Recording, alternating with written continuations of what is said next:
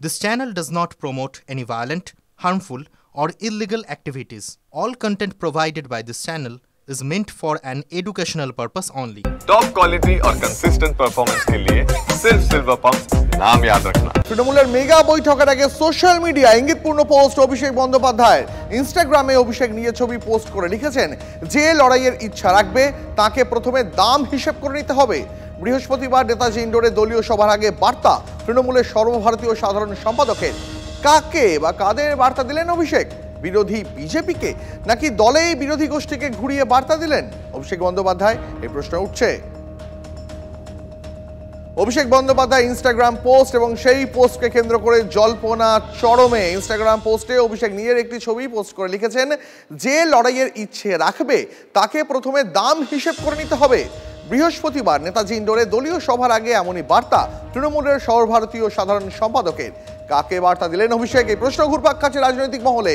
বিরোধী বিজেপিকে নাকি দলেই বিরোধী গোষ্ঠীকে ঘুরিয়ে বার্তা দিলেন অভিষেক বন্দ্যোপাধ্যায়? আপনারা দেখতে পাচ্ছেন সেই ইনস্টাগ্রাম পোস্ট দেখাচ্ছি আপনাদের এই মুহূর্তে। কাকে বার্তা দিলেন Abhishek Bandyopadhyay? Social media ইঙ্গিতপূর্ণ post করলেন তিনি। লিখলেন, যে লড়াই করতে চাইবে তাকে প্রথমে দাম হিসেব করে নিতে হবে। অভিষেক বন্দ্যোপাধ্যায় এই কথা বললেন কেন, কাকে লক্ষ্য করে বললেন, তাও আবার দলের একটা মেগা বৈঠকের আগে? রাজনৈতিক মহলে এই নিয়েই এখন চূড়ান্ত জল্পনা।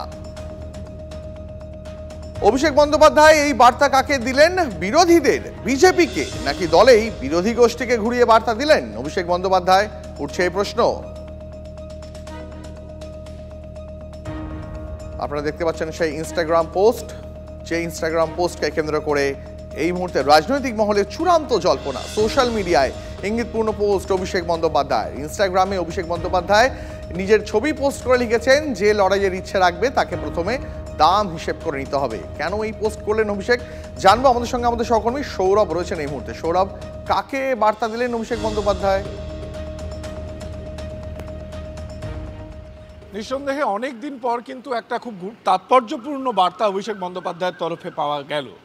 এতদিন উনি তার সেবাশ্রয় নিয়েই মূলত ব্যস্ত ছিলেন এবং সেটা নিয়েই তার টুইটগুলো আসছিল, কিন্তু আজকের এই টুইট, আজকের এই ইনস্টাগ্রামে বার্তা সত্যিই খুব তাৎপর্যপূর্ণ। তিনি বললেন যে যাদের লড়াইয়ের ইচ্ছা থাকবে তাদেরকে কিন্তু কত দাম দিতে হবে তা যেন হিসেব করে রাখেন। খুব সহজ বাংলায়, পাঙ্গা নেওয়ার আগে দামটা হিসেব করে নেবেন যে কত মূল্য চোকাতে হবে।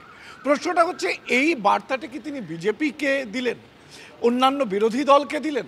আমরা জানি বৃহস্পতিবার রাজ্য সম্মেলন রয়েছে, তার আগে আরও সক্রিয়, রাজনৈতিকভাবে সক্রিয় দলের সেকেন্ড ইন কমান্ড তিনি বিরোধী দলকে বার্তা দিচ্ছেন কি, যে তিনি আবার মাঠে নামছেন, মূল্য আঘাত করতে গেলে কত মূল্য দিতে হবে তা যেন তারা হিসেব করে নেন।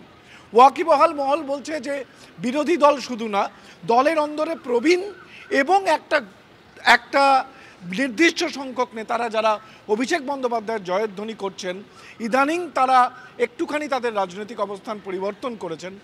বার্তাটা কি তাদের উদ্দেশ্যে দিলেন অভিষেক বন্দ্যোপাধ্যায়, যে লড়াইয়ের আগে লড়াই করতে যে ইচ্ছুক থাকবে তা সে যেন মূল্য কত চোকাতে হয় সেটাও ভেবে নেয় বা অঙ্ক কষে নেয়? নিঃসন্দেহে একেবারেই। সৌরভ, আমাদের নজর থাকবে। আপাতত অনেক ধন্যবাদ তোমাকে। পরে খবরের নজর রাখবো। 26-এর আগে ভোটকুশলী সংস্থার কাজে কি তাহলে লাগাম পরানো হচ্ছে? সীমাবদ্ধ হয়ে যাচ্ছে ভোটকুশলী সংস্থার ভূমিকা? দল চালাবেন দলের নেতারাই, সংস্থাকে এমনই বার্তা তৃণমূল শীর্ষ নেতৃত্বের খবর সূত্রের। আরো বিস্তারিত এই বিষয়ে কথা বলতে সৌরভের কাছে আরো একবার চলে যাবো। সৌরভ, কোথাও একটা তার মানে একে রাখা হচ্ছে, ভোটকুশলী সংস্থাকে রাখা হচ্ছে, কিন্তু তাদের কাজে লাগাম পরানো হচ্ছে, তাই কি? একেবারেই তাই দীপ, একেবারেই ঠিক কথাটা তুমি বললে। অবশ্যই তারা থাকবেন, কারণ 26 সাল পর্যন্ত তাদের সঙ্গে চুক্তি রয়েছে তৃণমূল কংগ্রেসের। নিশ্চিতভাবে তারা থাকবেন, তবে কতটা সর্বাত্মকভাবে, যেভাবে 2021-এর নির্বাচন তারা করেছেন প্রশান্ত কিশোরের নেতৃত্বে, সেই সর্বাত্মকভাবে তাদেরকে কি পাওয়া যাবে? দলের একটি সূত্র বলছে তাদেরকে ততটা পাওয়া যাবে না, তাদের কাজে লাগাম পরানো হচ্ছে। কিছুদিন আগেই মমতা বন্দ্যোপাধ্যায়ের সঙ্গে এই মুহূর্তে আইপ্যাকের পশ্চিমবঙ্গে যিনি দায়িত্বপ্রাপ্ত প্রতীক জৈন, তার বৈঠককে ঘিরে অনেকেই এই ব্যাখ্যা দিতে শুরু করেছিলেন যে এতে বরফ গলছে।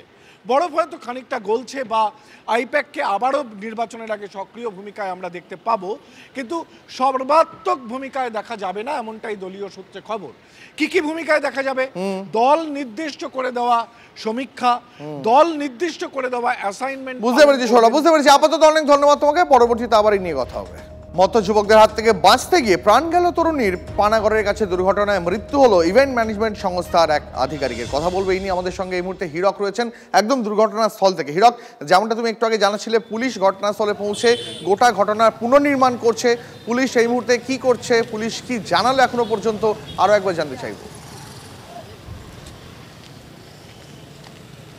দেখো, গোটা বিষয়টা নিয়ে পুলিশ আধিকারিকরা সে অর্থে মিডিয়ার সামনে কিছু মুখ খুলতে চাইছেন না। তবে কিছুক্ষণ আগেই পুলিশ আধিকারিকরা দুর্ঘটনাগ্রস্ত গাড়ির চালককে নিয়ে ঘটনাস্থলে পৌঁছন এবং আমি যে জায়গায় দাঁড়িয়ে রয়েছি অর্থাৎ একেবারে দুর্ঘটনাস্থল, সেই দুর্ঘটনাস্থলে চালককে নিয়ে এসে পৌঁছন এবং পুলিশ আধিকারিকরা চালকের কাছে জানতে চান ঠিক কীভাবে দুর্ঘটনা ঘটেছে এবং চালক বুঝিয়ে বলেন যে গাড়িটা ঠিক এই আমার বাঁ দিকে যে রাস্তা দেখা যাচ্ছে এই রাস্তা ধরেই সুতন্দ্রা দেবীর যে চালক, সুতন্দ্রা দেবীর গাড়ির চালক, সেই গাড়ির চালক এই রাস্তা ধরেই এসেছিলেন এবং চালক বোঝান যে যখন পিছনের গাড়িটি তাকে ধাওয়া করে তখনই কিন্তু এই ডান দিকের রাস্তায় তাদের গাড়ি ঢুকে পড়ে এবং ঠিক এই জায়গায় এসে ধাক্কা মারে এবং প্রথম দোকানে ধাক্কা মারার পরই গাড়িটা কিন্তু এগিয়ে যায়। এগিয়ে গিয়ে পরবর্তীতে যে পাকা টয়লেট রয়েছে সেই পাকা টয়লেটে ধাক্কা মারে এবং তারপরই কিন্তু গাড়িটা ঠিক এই জায়গায়, এই যে এখান থেকে প্রায় 10 মিটার দূরে, এই 10 মিটার দূরে ঠিক এই জায়গায় গাড়িটি বাঁ দিকে উল্টে যায় এবং তারপরই জানলা থেকে সুতন্দ্রা দেবী ছিটকে পড়েন এবং ঘটনাস্থলেই তার মৃত্যু হয়। কোথাও একটা কি এই প্রশ্ন কি জাগছে না যে একটা গাড়ির মধ্যে যতজন ছিলেন, একটা দুর্ঘটনায় শুধুমাত্র একজন মহিলা তিনি আক্রান্ত হলেন, বাকি দুর্ঘটনাগ্রস্ত আর কেউ তেমন তাদের চোটাঘাত লাগলো না, তারা পুলিশের সঙ্গে কথা বলছে, দুর্ঘটনাস্থল ঘুরিয়ে দেখাচ্ছেন, মানে যত সামান্য আহত হলেন, কিন্তু একজনের প্রাণ গেল, একজনেরই প্রাণ গেল। মানে এটা নিয়ে পুলিশের মধ্যে কোনো সন্দেহ বা তাদের কোনো তদন্তের অভিমুখকে এটা আর একটু দিশা দেখাচ্ছে না? দেখো, একদিকে যেমন পুলিশের তদন্তে এই বিষয়টা উঠে আসছে, তদন্তে তারা এটা যেমন জানার চেষ্টা করছেন, তেমনই কিন্তু স্থানীয় বাসিন্দারাও এটা নিয়ে প্রশ্ন তুলছেন। স্থানীয় বাসিন্দারা যেটা বলছেন যে মুহূর্তে দুর্ঘটনাটি ঘটেছিল সেই মুহূর্তে এই এলাকায় কেউ ছিলেন না।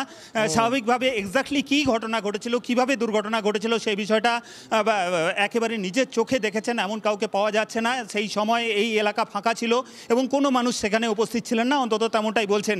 স্বাভাবিকভাবে কীভাবে দুর্ঘটনা ঘটেছে সেটা তারা দেখেননি, তবে স্বাভাবিকভাবেই তাদের মধ্যেও এই প্রশ্ন রয়েছে যে একটি গাড়িতে, যে গাড়িতে সুতন্দ্রা চট্টোপাধ্যায় ছিলেন, সেই সুতন্দ্রা চট্টোপাধ্যায়ের গাড়ি দুর্ঘটনা কবলে পড়ল এবং দুর্ঘটনা কবলে পড়ার পরই সুতন্দ্রা চট্টোপাধ্যায়ের ঘটনাস্থলে মৃত্যু হলো। কিন্তু সুতন্দ্রা চট্টোপাধ্যায়ের সঙ্গে অন্যান্য যে সহযোগীরা ছিলেন, তার যে সহযাত্রীরা ছিলেন, তারা সে অর্থে আহত হলেন না। কেন তারা এই এত বড় একটা দুর্ঘটনা ঘটে যাওয়ার পরও তাদের কেন আঘাত লাগলো না, অথচ সুতন্দ্রা দেবীর মৃত্যু হলো, তা নিয়ে কিন্তু স্থানীয় বাসিন্দারা প্রশ্ন তুলছেন। তবে সুতন্দ্রা দেবীর আপাতত অনেক ধন্যবাদ তোমাকে, নজর রাখো। এই মুহূর্তে আরো একটা বড় খবরে নজর রাখবো। একেবারে খাস শহর কলকাতায় স্কুলে ছাত্রীর নিরাপত্তা নিয়ে উঠে গেল বড়সড় প্রশ্ন। খোদ স্যারের বিরুদ্ধে এবার ব্যাড টাচের অভিযোগ। টালা আদর্শ বালিকা বিদ্যালয়ের ঘটনা, অভিযুক্ত শিক্ষককে ইতিমধ্যে সাসপেন্ড করেছে স্কুল কর্তৃপক্ষ। গোটা ঘটনার রিপোর্ট তলব করেছে মধ্যশিক্ষা পর্ষদ। পর্ষদের রিপোর্ট জমা দিয়েছেন ডিআই। স্কুলের সিসিটিভি ফুটেজ খতিয়ে দেখে তদন্ত চলছে। স্কুলের তরফে মৌখিকভাবে পুলিশে লিখিত অভিযোগ করা হয়েছে। এই মুহূর্তের বড় খবরে নজর রাখছি। খাস কলকাতায় স্কুলে ছাত্রী নিরাপত্তা নিয়ে বড়সড় প্রশ্ন। খোদ স্কুলের স্যারেরই বিরুদ্ধে ব্যাড টাচের অভিযোগ।